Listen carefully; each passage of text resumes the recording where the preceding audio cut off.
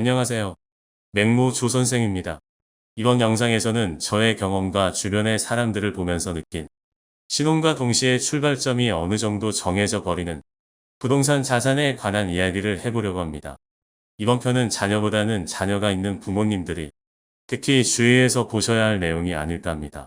바로 결론부터 말씀드리고 시작하겠습니다. 자녀가 결혼하기 전이나 결혼하는 시기에 부모님들이 자녀의 집을 사주어야 합니다. 아니 어떻게 집을 사주란 말이야. 내가 살고 있는 집을 팔아서 사주란 말이냐. 아직 내가 살고 있는 아파트 주택담보대출도 남았는데 집인 우리 집개 이름도 아니고 계집을 사주란 소리냐 라고 말씀하실 수도 있습니다. 지금 제가 말씀드리는 것은 재산을 증여하라는 뜻이 아닙니다. 자녀가 집을 살 수 있게 지식과 경험을 보조해 주라는 뜻입니다. 자녀가 취직을 하거나 해서 주택담보대출을 실행시킬 수 있게 되면 그때부터 자녀 집 사기 작전을 시작합니다. 무슨 집을 그렇게 일찍 사느냐고요. 제가 아는 사람 중에 2007년에 결혼한 지인이, 2009년에 결혼한 지인이, 2011년에 결혼한 지인 3이 있습니다. 2년 정도의 간격을 두고 결혼을 했습니다. 편의상 지인 07, 지인 09, 지인 11이라고 칭하도록 하죠. 세 지인은 비슷한 경제적 환경에서 자랐고 성인이 되어서는 소득도 비슷비슷했습니다. 비슷한 경제적 환경에서 자랐다는 말인즉슨 이 셋의 부모님의 경제적 지식이 비슷했다는 말이겠죠.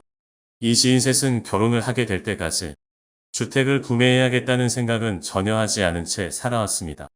아마 그들의 부모님 또한 부동산 구매에 대해서 딱히 어떤 철학을 가지고 계시진 않으셨나 봅니다. 아마도 집은 결혼할 때 어련히 알아서 사는 거지 라는 생각을 가졌지 않나 싶습니다. 이 셋은 결혼과 동시에 집을 샀고 그 후에 어떻게 되었을까요? 모두 아시다시피 2008년에서 2009년에 미국의 서브프라임 모기지 사태가 있었고 지인 공구는 나머지 두 사람에 비하여 결혼 생활을 시작하면서 부동산 구매에 수억 원의 돈을 아낄 수 있었습니다. 심지어 의도치 않게 부동산 매매 차익을 본 지인 공구는 그 이후로 부동산 매매에 대해 공부하게 되었고 돈이 생길 때마다 조금 더 좋은 입지, 조금 더 좋은 학군으로 기회가 올 때마다 집을 옮겨갔습니다. 결과론적인 이야기지만 그 이후로 집값의 격차는 더욱 커졌습니다. 좋은 입지의 부동산의 가격은 더욱 가파르게 상승했고 그보다 떨어지는 입지의 부동산은 상승폭이 덜했죠. 지인 공부는 기회가 올 때마다 이사를 하는 것만으로도 조금씩 어떨 때는 크게 이익을 보았습니다. 지인 07의 경우에는 가장 좋지 않은 케이스였습니다. 집을 사고 얼마 지나지 않아서 부동산 경기가 폭락했고 실제로 자신보다 훨씬 싼 값의 같은 아파트로 이사 온 사람들이 있었고 주변 사람들은 지인 07에게 너는 너무 고점에 집을 샀다고 자꾸 입을 댔죠. 주택담보대출 이자와 원금은 매달 꼬박꼬박 빠져나갑니다. 주택담보대출 이자와 원금을 열심히 갚던 지인 07은 부동산이라고 하면 치를 떨게 됩니다. 그러면서 부동산을 외면하기 시작합니다. 부동산은 투자하는 것이 아니라 거주하기 위한 거야. 부동산 투기꾼들 때문에 우리나라 경제가 이 모양이 된 거야. 나는 어차피 평생 살 거라 가격 따윈 상관없어. 돈은 정직하게 땀 흘려서 벌어야 되는 거야.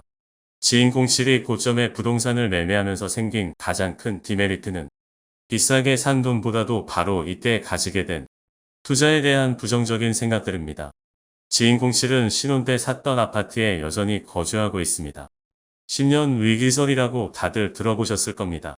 요즘은 초혼 연령이 늦어졌기 때문에 자녀가 취직을 하고 결혼을 하기까지 10년 정도의 세월이 걸립니다. 그렇다면 10년 위기설의 사이클이 한 번 정도 돌 가능성이 높고 그 타이밍에 부모님이 자녀가 집을 살 수 있게 도와주어야 합니다. 왜 부모님이 도와주어야 하냐고요? 여러분의 20대 시절을 한번 떠올려 보세요. 저도 마찬가지지만 20대 때 뭘 할 수 있나요? 군대 갔다 와서 대학 졸업하고 취직을 해도 삐약삐약 병아리입니다. 어릴 때부터 부모님으로부터 경제교육을 꾸준히 받아왔다면 모를까. 그렇지 않은 저는 26살이 되어서야 증권사에 처음으로 가봤습니다. 청약통장이 뭔지도 몰랐고 지금은 사라진 아파트 투유 사이트도 몰랐습니다. 아파트 투유 기억하는 분 계신가 모르겠네요. 아파트 투유 이야기를 하니까 갑자기 추억에 잠기네요. 지금은 청약홈으로 이관되었습니다. 어찌저찌 청약통장을 만들고 청약도 당첨되었으나 제출하라는 서류는 또 얼마나 많았는지 지금이야 눈 감고도 뽑는 서류들이지만 당시에는 신입이라 직장에서 일도 바쁘고 스트레스 받는데 그 와중에 제출해야 하는 서류를 뽑는 방법을 인터넷으로 검색해서 하나하나 뽑았습니다. 당시에는 당첨된 청약을 포기하고 싶을 만큼 귀찮고 힘들었습니다. 지금 떠올리면 정말 어이없는 생각이었죠. 또 한 번은 청약에 예비 당첨이 되어서 추첨을 하러 평일에 직접 모델하우스에 갔어야 했는데 신입이 연차를 쓰고 가야 했으니 얼마나 눈치가 보였을까요? 중요한 것은 지금 와서 되돌아보면 저는 결혼할 때까지도 경제적으로 무지했던 것 같습니다.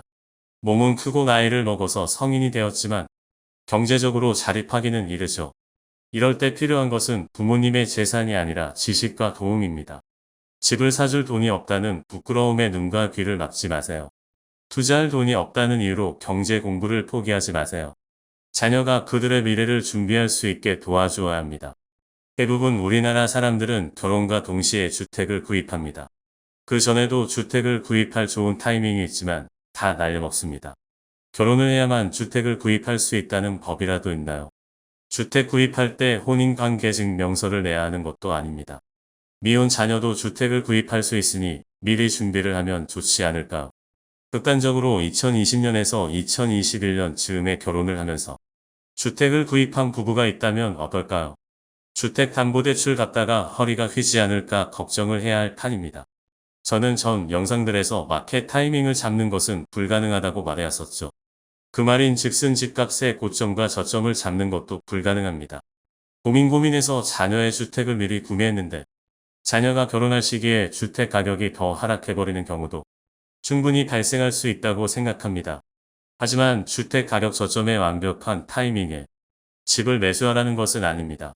마켓 타이밍을 예측할 수 없으니 정답은 줄 수는 없지만 2020년에서 2021년 시기처럼 극단적 강풍이 불던 시기만 피해도 부동산 구매에 큰 도움이 되지 않을까 생각합니다. 또 부모님과 자녀가 부동산 구매로 함께 공부하고 이야기를 나누는 것, 현장을 방문해서 주변을 함께 산책하고 주변 맛집을 탐방하는 등 같이 추억을 만드는 것만 해도 가족관계를 잘 형성하는 데 큰 도움이 되지 않을까 싶네요.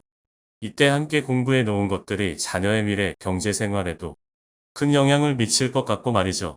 이 영상을 보는 모두가 원하는 경제적 목표를 이루었으면 합니다. 오늘도 좋은 하루 보내시고 영상 봐주셔서 감사합니다. 맹모 조선생이었습니다.